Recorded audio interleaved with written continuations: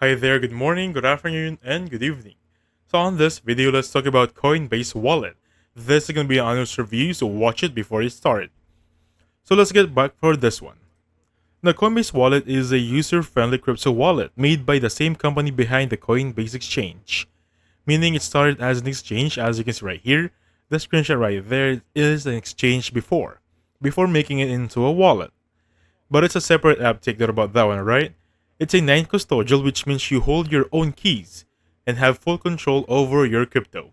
That is a double-edged sword. Even though you have full control, meaning you also need, or you have full control of the security, meaning you need to make sure you have everything underwritten and have a backup. So the setup is simple. It supports a wide range of assets, including Ethereum, Bitcoin, and many other tokens.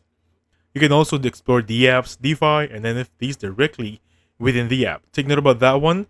As you can see right here, it has DeFi, crypto, and NFTs. Moving forward, one great feature is how easy it is to link your wallet to your Coinbase account to transfer funds. Meaning that it's really easy to link. Plus, it has a built-in support for Web3, which make it great for beginners who want to try things like or NFTs. So just like any non-custodial wallet, make sure you keep your recovery phrase safe. This is what I was mentioning earlier. So if you lose it, there's no way to recover your wallet. Overall, Coinbase is going to be a great starting point for anyone for a beginner in the cryptocurrency world. Same as me, this is going to be my beginner application, and I'm going to choose Coinbase for it.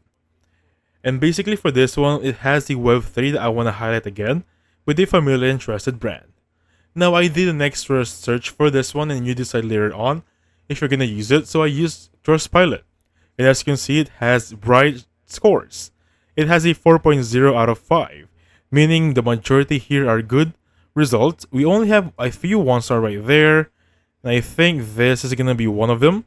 So I sent 3 emails to the support, and I think the problem here is going to be the support, and that is usually the problem for everything. Other than that, it has a 4.0 review. So I'm going to let you decide for this one. Take everything as a grain of salt. So thank you so much for watching. I'll catch you guys on the next one.